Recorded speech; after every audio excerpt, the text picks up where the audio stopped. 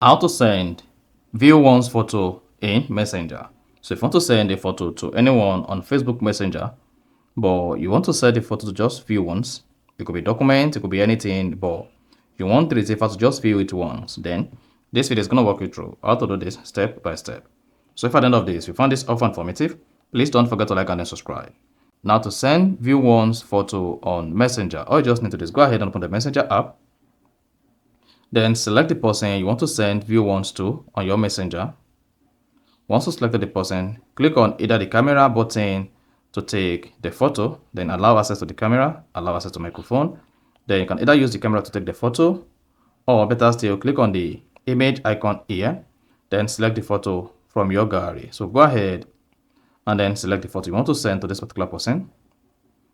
Here it could be video and it could be other things. So let's say I want to send this particular photo. Then once you selected the photo, the next thing you want to do is click on this edit button. Then here, click on view once.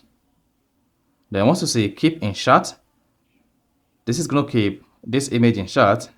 Then uncheck it. Then once you see view once, that shows these photos can only be viewed once on the Messenger. Then go ahead and click on send. Then you should see the photo just like this.